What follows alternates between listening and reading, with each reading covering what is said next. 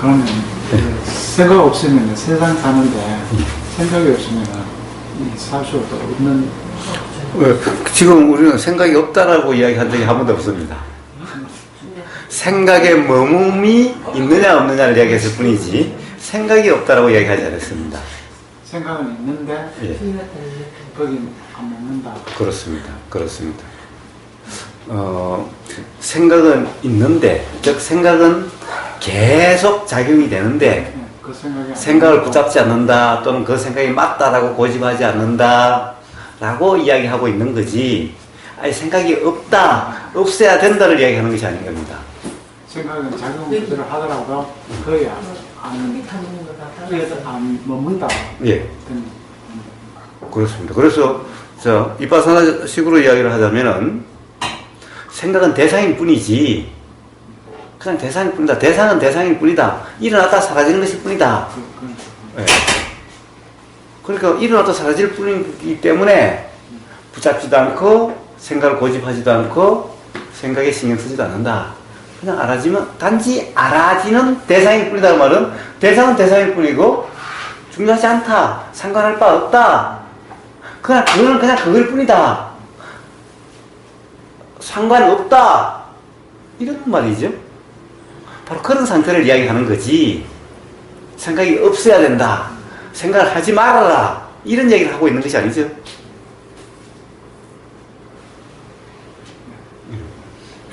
근데 그 생각이 알아지잖아요. 예. 들어 생각이 알아진다는 그 말 때문에 그런지 예. 자꾸 이 생각은 그냥 생각이 계속 알아지는 거예요.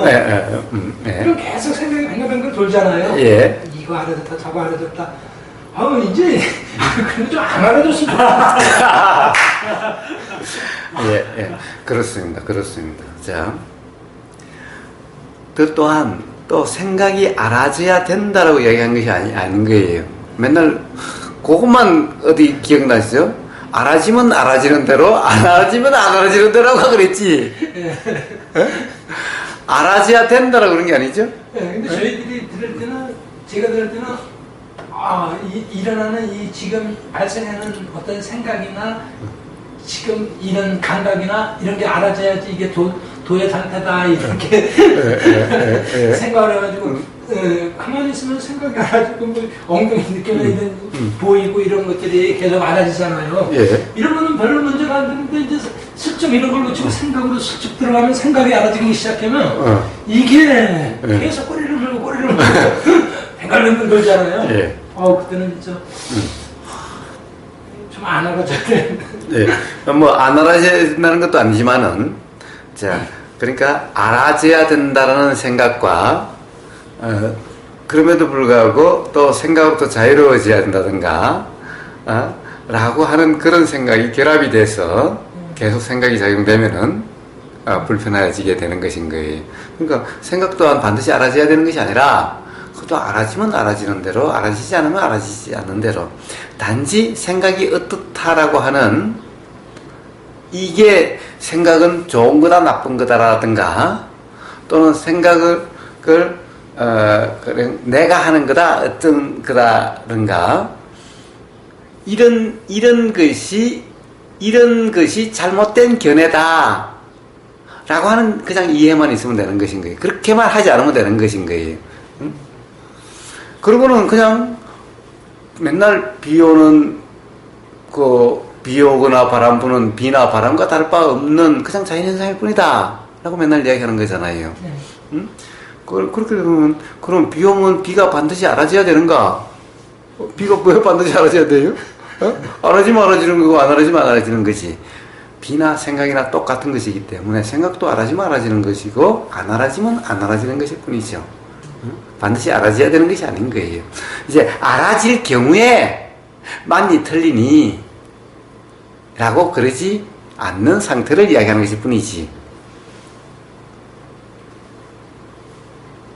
그냥 생각은 생각일 뿐인 상태를 이야기하는 것일 뿐이지 굳이 알아져야 된다라고 하는 전제하에서 이야기한 것은 아닌 거예요.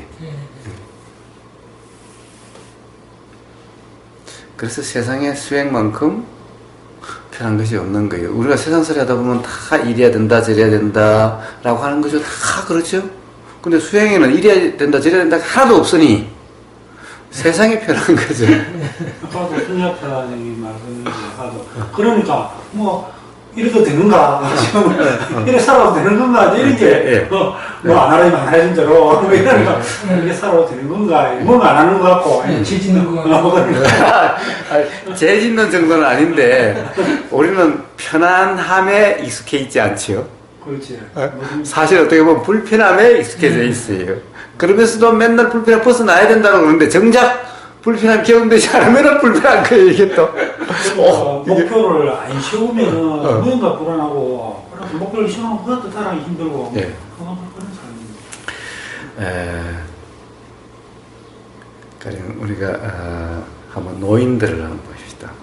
뭐 당장 제가 이제 가끔 어머니를 만나든가 또는 동네 다른 분들을 만나든가 또는 텔레비전이나 전 텔레비전이 없으니까 인터넷이나 뭐 이런 데 동영상 같은 거 보면 그래요. 우리는 나름대로 사람들은 다 누구나 이 태어나서 사람으로 한평생 사는 여기에 뭔가의 목적, 뭔가의 사명 또는 뭔가 그런 것이 있지 않겠는가 라고 그러면서 한평생을 살아왔고, 그러니까 어떻게 가령 어떤 그런 목적이나 또는 보람이나 가치나 그런 걸 위해서 한평생을 살아왔는데 가끔 우리 어머니 만나면 그래요. 이제야 음식을 봐도 음식 맛도 모르겠고 뭐 재밌는 것도 없고 빨리 기심이 빠져먹었는지 빨리 가야 돼. 그러니까 자 이제 맛있는 것도 없고 재미있는 일도 없고 어떻게 보면은 이제 이 나이가 들면 들수록 그래도 내가 요만큼 성취됐다 또는 요만큼 했다, 다들 요런 뭐가 있어야 될 텐데 다들 열심히 살아오는 점은 다들 진짜 열심히 살아왔죠. 우리 부모들은 뭐 정말 열심히 살지 않는 부모들이 누가 있겠어요? 한평생을 정말 막 투쟁하듯이 치열한 투쟁처럼 다들 살아왔는데 그때 정작 이제 나이가 들 것 때문에서 정말 그렇게 노력하니 그래도 이만큼 됐으니 얼마나 뿌듯하냐라는 것보다도 도대체 맛있는 것도 없고 재밌는 것도 없고 전부 다 기본 이런 경험 상태가 더 많은 게 아닌가. 과연 어떻게 보면은 잘 살아왔다 또는 뭐라 그럴까 할 일 다 마쳤다 또는 다 이루었다 라고 이렇게 경험되는 사람이, 이렇게 생각하는 사람이 몇 사람이나 될까라는 거예요. 뭐 전직 대통령도 마찬가지, 뭐 재벌 총수도 마찬가지.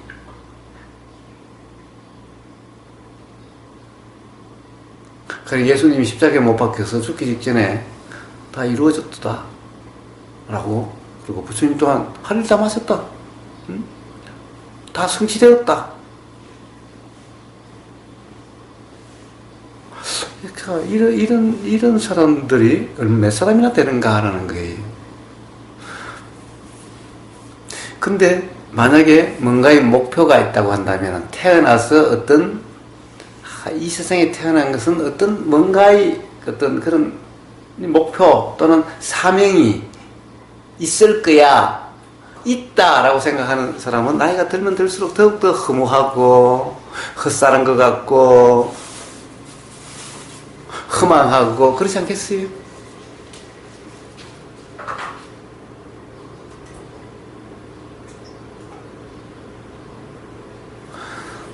그렇게 열심히 살아서 이만큼 이뤘다는 사람이 얼마나 될까요? 아마 제가 보기엔 그러면 그럴수록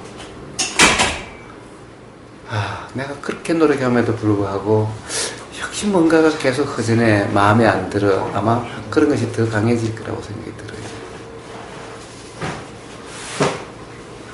어떻습니까? 그럼에도 불구하고 여전히 90살 먹어도 아직 죽을 날이 먼 것 같이 느껴지고 100살이 돼도 아직 당장 말은 내가 오늘 저녁 죽을지 내일 저녁 죽을지 귀신이 빠뜨리나 봐 안 간다고 그러지만은 말은 내일 죽어 언제라도 오늘 제가 죽을 거라는 생각하는 사람은 아마 별로 없을 거예요. 그러니까 야, 돈이 그래도 한 1,000만 원만 더 있었으면은 자식들 한 돈 1,000만 원만 좀 더 줄 수 있도록 내가 여전히 90살이 먹어도 자식이 10만 원 주면은 아까워서 못 쓰고 어디다 넣어놓고 요 목돈 되면 자식한테 다시 주려고 또는 손자 주려고 여전히 그런 사람을 살고 있지 않느냐는 거예요.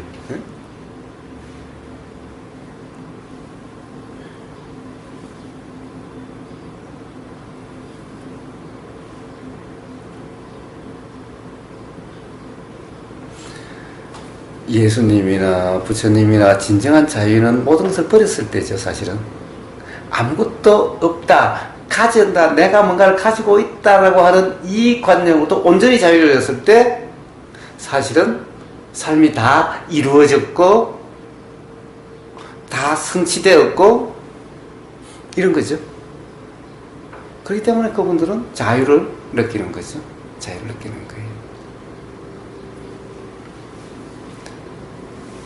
바로 이러함이 삶의 성취고 삶의 이루어짐인데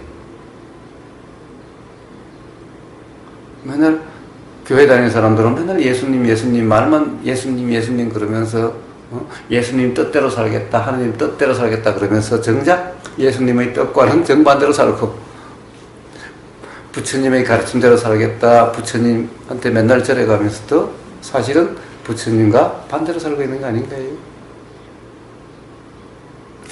그리고 실제로 그렇게 삶이 어떻다라는 경험이 실제로 너무나 많이 경험해서 한평생을 경험했으면서도 여전히 그러고 있는 거죠. 여전히 뭔가를 붙잡고 있죠. 뭔가를 놓지 못하고 있죠.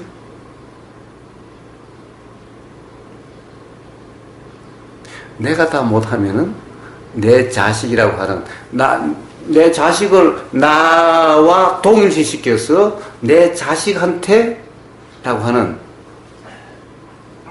온통 이런 관념으로서 스스로 자유롭지 못한 삶을 사는 거죠.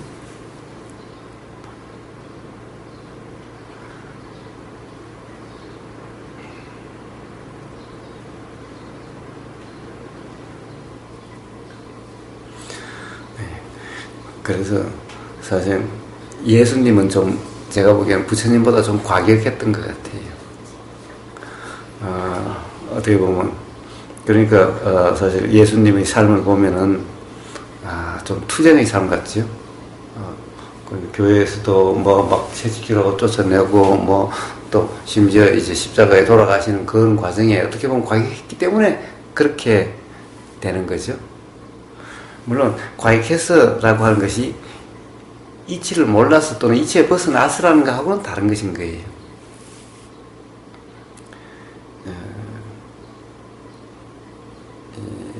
가령 예수님은 그렇게 말씀하신 거예요.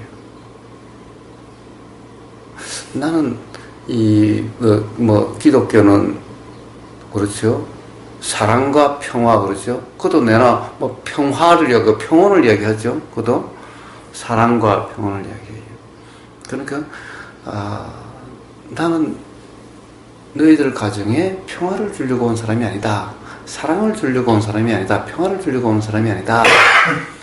아버지와 아들을 가르고 어머니와 딸을 가르는 사실 어떻게 보면은 불을 내려고 온 사람이다. 불을 주려고 왔지 평화를 주려고 온 것이 아니다. 라고 이와 비슷한 말을 했어요. 뭐 자꾸 다 외우지를 못하지만 이런 비슷한 말을 했어요. 도대체 이 사랑이라는 말에 맞지 않지요? 사랑이라는 말에 기독교가 그렇게 사랑의 종교라고 그러는데 아니 세상에 아버지와 아들을 갈라놓고 엄마와 딸을 갈라놓고 가정의 평화를 주려고 온 것이 아니라 가정에 불을 질러서 가정을 갖다가 어떻게 보면 깨려고 왔다라고 그러니 이게 어떻게 사랑이냐는 거예요.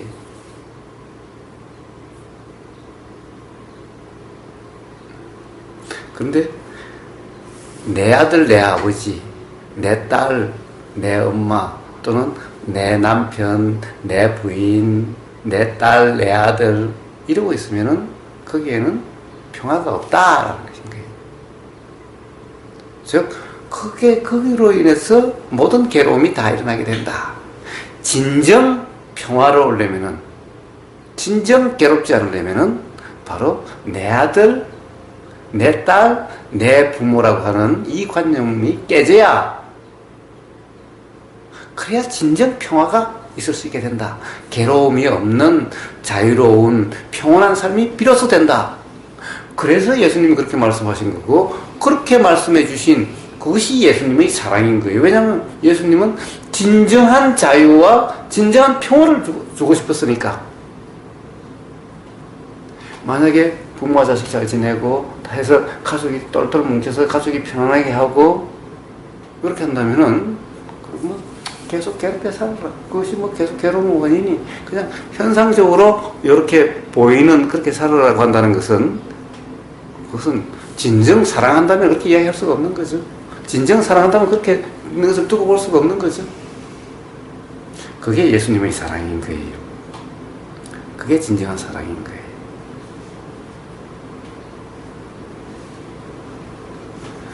세상에 가족이라고 하는 이게 정말 서로서로를 아끼고 서로서로 그 잘 돼 있는 사람이 영원히 평화로울 수 있고 평온할 수 있을까요?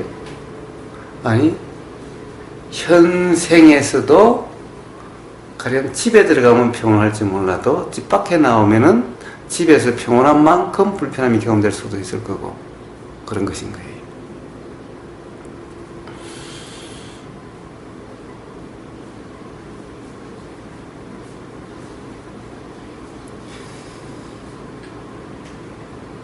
자, 부처님은 그렇게 과격하게는 말씀 안 하셨어도, 자, 바로 존재와 실상, 관념을 계속 말씀하신 거예요. 계속. 도대체 사람이라는 관념, 사람이라는 그런 존재가 아니라 무하다. 근데 무한데 어떻게 자식이 있고 어떻게 부모가 있을 수 있는가? 그래서 부처님은 자비희사라고 할 때 평등심, 평정심. 도대체 내 아들과 남 아들이 어떻게 평등할 수가 있는가? 내 아들이라고 하는 한 평등은 있을 수 없다. 내 부모라고 하는 한 평등은 있을 수가 없다.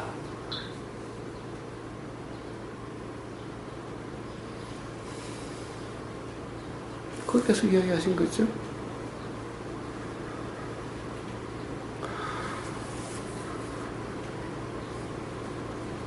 결국 다른 얘기가 아니죠. 다른 얘기가 아닌 겁니다. 그래서 도라는 상태는 보이면 보이는 그대로지, 이 관념으로 어떤 견해로서 규정함이 없다는 거예요. 자, 그럼 보이면 보이는 그대로라면은, 관념에 얽매임이 없다고 한다면은, 예, 어떤 요 그릇이 깨끗하다, 깨끗하지 못한 그릇이다 라는 그게 차별이 일어나지가 않는다는 거예요. 요게 처음에 요건대로, 요게 처음에 요건대로지.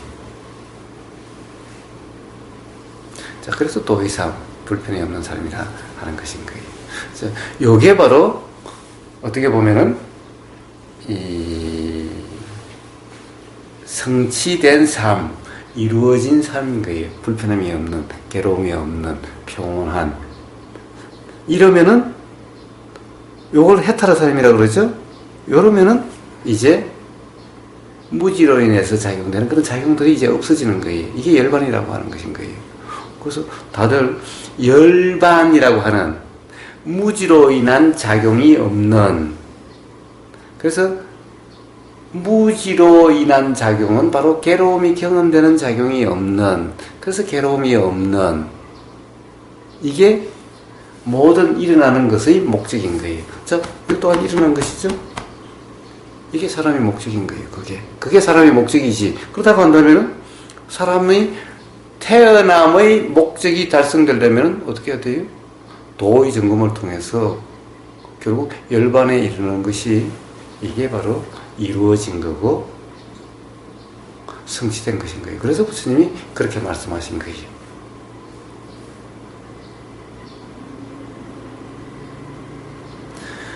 그렇지 않고 진정한 평화, 진정한 평온, 그리고 삶의 목적이 달성되기를 바란다는 것은 그건 그냥 생각일 뿐이지. 그러면서 어떻게 보면은 온전히 괴로움이 없는 삶이 되기를 바란다는 것은 그건 불가능한 일. 될 수가 없는 것인 거예요. 여전히 내 아들, 내 자식이 준 용돈을 10만 원 받았으면은 그래 한 만원 겨우 그 정도 하고 나머지 모았다가 다시 아들한테 받아서 이제 손자한테 돌려주려고 이러고 있는 삶은 괴로움에서 벗어날 수가 없는 삶이라는 거예요. 굉장히 가족애도 있고 훌륭한 것 같지만은 그게 아니라 바로 그러함이 어리석음이다라고 하는 것인 거예요.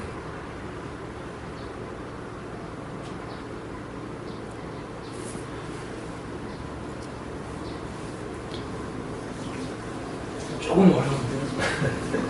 어려워요? 우리는 살면서 그렇게 살아왔잖아요. 예. 그런 관념으로 계속 몸에 익어나니까 소리는 소리로 듣고 그렇게 사는 지금 소리 요즘 그 소리 그 말이 들리고 그 소리 듣고 하나라기도 하고 좋기도 하고 그렇다니까 예. 그 소리가 그 소리를 안 들려야 돼. 그리 작용이 안 돼야 되는데 요즘 소리가 좀 있잖아. 소리가 속이라고 들려도 속이 속을 부른다라고 하는 속이 누구라고 하는 그 소리의 내용을 붙잡지 않는다면은 속이라는 소리가 속이라고 들리지 않아야 되는 것이 아니라 속이라고 들려도 속에 머금이 없는 이걸 이야기하는 거죠. 결국에는 거기에 속과 그 양귀비의 그 소염시라고 하는 속을 부른다라고 하는 그것의 의미는 결국 그 의미인 겁니다. 그러니까 소리로부터 자유로움이죠. 소리로부터 자유로운 것은 뭔가요? 그냥 소리는 그냥 소리로 들리는 그냥 그대로. 요게 다르게 들려야 되는 것이 아니다. 라는 거예요. 근데 그게 참 예. 소리에 따라다니. 그래서 잘 안 된다라고 하는 이 자각, 잘 안 된다는 자각, 제가 문수장님께 말씀드렸지요. 잘 안 된다라고 하는 그것이 있으면 반드시 잘 안 된다라고 하는 이 자각이 있다. 그런데 자각에 의해서 괴로움부터 벗어나지고 삶이 자유로워진다. 그래서 자각이 안 되는 것에 그렇게 되는 것이 아니라, 그러니까 사실은 이 자각은 착각만큼 일어나게 된다라는 거예요. 그렇다면 착각을 불편해야 될 이유가 조금도 없는 거예요. 착각이 없으면 자각이 없으니. 그러니 오히려 착각에 대한 신경 쓸 필요도 없어요. 자각이 일어나니 자각이 오히려 고맙고 감사하고 기쁘죠. 그런데 자각이 고마우니 착각도 고맙죠. 왜냐하면 착각이 없으면 자각이 없는데. 그래서 그 문수장님 말씀하신 게 뭡니까? 안 된다는 것도 되는 거다라는 거죠. 그렇죠? 바로 이러한 이유이기 때문에 그런 말씀이 나오게 되는 거예요. 그러니까 이제 굳이 이렇다고 한다면은 안 된다는 것을 이야기할 필요도 없죠. 안 된다는 것이 나쁜 게 아니고 안 된다는 것이 문제될 것도 아닌데. 그러니 이제 안 된다라는 이야기할 것 없이 뭐가 알아지더라. 이렇게 자각되더라. 이렇게 일어나는 게 자각되더라. 안 된다는 것이 자각되더라. 안 된다는 게 자각되다는 것은 자각 쪽에 그것이 안 된다는 것은 아무 관계 없는 거죠. 그래서 이제 앞으로는 안 된다는 게 자각되더라, 알아지더라, 안 된다는 것이 알아지더라, 이제 안 되더라 이렇게 말씀하시면은 그거는 어떻게 보면 맨날 고마움도 같이 경험되는데 고마운 줄은 모르고 맨날 제가 그럽니다. 아니 세상에 그래요. 살다 보면은 부부싸움을 하다 보면은 맨날 그래요. 부부싸움 할 때면은 아니 어떨 때는 좋다고 그러고 어떨 때는 고맙다고 그러고 그런 일도 있었는데 부부 싸움 할 때마다 당신 때문에 내 인생을 온통 다 망친 거야. 당신은 온통 나를 위해서 잘못하고 괴롭히기만 한 거야. 아니 어떨 때는 고맙다고 그럴 때도 있고 좋을 때도 있고 이런데 좋은 점도 있고 안 좋은 점도 있고 어떨 때는 믿기도 하고 좋기도 하고 이랬지. 세상에 항상 믿기만 하는 것도 아니었는데 싸울 때가 되면은 항상 믿기만 하고 항상 괴롭히기만 한 거예요. 그래서 자꾸 미흡다라는 생각을 하는 때는 그것만 보면은 세상이 미운데 마음이 편할 수가 있나요? 그러면 우리가 굳이 세상의 어떻게 보면 처세술적으로 이야기한다면은 고마운 점만 보고 살아 라고 얘기를 하는 거죠. 어떻게 보면은 미운 점만 보고 산다라는 것은 스스로 괴로움 속에 살겠다라는 사람이고 고마운 점만 보고 산다라면은 고맙다는 생각이 드는데 괴롭 수는 없는 거 아닌가요?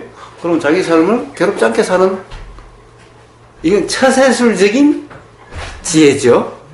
그러니까 근본적으로 이치가 꼭 다른 것은 아닌데 이렇게 하면 이제 어떻게 살려고 함이 일어나는 것일 뿐이죠. 그래서 그것이 다시 또 괴로움이 되는데 좋은 점만 보고 살려고 해도 눈을 씻고 봐도 좋은 점이 하나도 없는데 어떻게 해요? 이제 이렇게 되는 거지.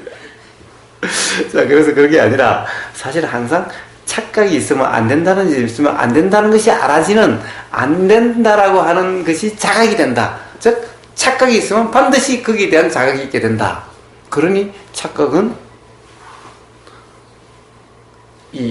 싫어할 것도 아니고 미워할 것도 아니고 탓할 것도 아니다. 오히려 우리가 그렇잖아요. 자, 고성제, 괴로움을 경험해 주게, 괴로움이 경험되게 하는 그 인연은 괴로움이 경험돼야 도라고 하는 데 대한 발심이 일어나게 되고 그래서 온전히 삶이 자유로워진다고 한다면은 괴로움이 경험되는 것을 나쁘다고 할 수 없고 그래서 부처님은 고성제, 괴로움의 성수는 진리라고 그렇게 표현하셨듯이 예수님 또한 시련은 하나님의 은총이라고 그랬지 시련은 하나님의 벌이다라고 그러지 않은 거예요. 그것은 잘못 이해하는 것이 시련은 하나님의 은총이라고 그랬어요. 은총이고 부처님은 괴로움은 성스러운 진리다라고 말씀하셨지 안 좋은 거다라는 말이 어디 있어요? 자, 그러니 괴로움이 경험되게 하는 그 인연에 감사해야 되는 거죠. 그렇듯이 자각에 의해서 삶이 자유롭게 되고 괴로움에서 벗어나지게 되니 자각이 있으려면은 착각도 있어야지 착각이 없으면 자각도 없다라고 하는 때로 본다면 착각이라고 하는 것 안 된다라고 하는 것은 정말 감사할 일이다 라는 거예요. 그러면은 아니 애당초 착각이 없으면 괴로움도 없을 텐데 병 주고 약 주는 거냐? 라고 그럴 수 있겠지만은 사실은 그 말은 맞지는 않아요. 애당초 착각이 없었다라고 하면 아예 이렇게 드러나질 않아요. 그러니 그때는 자각도 이야기할 필요가 없어요. 드러난 이상은 착각이 있기 때문에 드러났고 착각의 원인이 있기 때문에 드러났고 괴로울 원인이 있기 때문에 드러난 것인 거예요.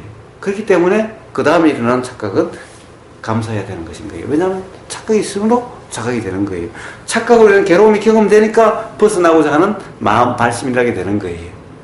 그래서 괴로움은 성스러운 진리라고 고성제라고 이야기를 하지 괴로움은 안 좋은 거라고 이야기하지 않아요. 기독교는 시련은 괴로움은 하나님의 은총이라고 이야기를 하지 하나님의 벌이다라고 이야기하지 않아요. 그것을 하나님의 벌이다라고 하는 것은 하나님의 그 이치를 모르는 사람이 하는 얘기인 거예요. 그런데 우리는 맨날 괴로움을 타다가 괴로움을 벗어나려고 괴로움을 그런 거라고 그러죠. 자, 괴로움은 이렇게 드러나는 이상 괴로움이 경험될 원인이 없으면 아예 드러나지 않는 거예요. 그러니까 괴로움은 당연한 일인 거예요. 당연히 일어나는 그냥 자연현상인 거예요. 자연의 이치인 거예요. 그런데 괴로움이 경험되지 않아야 된다? 괴로움이 경험되지 않으려고 한다? 그러면 그럴수록 괴로움의 원인이 계속 더 쌓여가지고 정말 괴로움이 경험되지 않아야 된다는 말은 도저히 안 되는 그런 상태까지 살아가게 돼서 결국에는 괴로움에 빠지게 되는 거예요. 조그만하게 경험될 때 그 괴로움으로부터 괴로움의 자각이 있어서 어떤 발심이 된다면 좋지만 그렇지 않은 경우 괴롭지 않으려고 하면 점점 괴로움의 원인이 커져가지고 정말 나중에 어쩔 수 없어서 너무너무 괴로운 때 봉착하게 되는 거다. 그래야만 비로소 알게 된다라는 것인 거예요. 그래서 자식을 괴롭지 않게 부모가 돈 줘, 온갖 거 다 신경 써져가지고, 자식을 그렇게 괴롭지 않게 하려고 하는 것은 점점 괴로움의 원인을 더 키워서, 그래, 조그만하게 괴롭지 않게 하다 나중에 크게 괴로움을 맞아라! 이러고 있는 꼴과 똑같은 것인 거예요.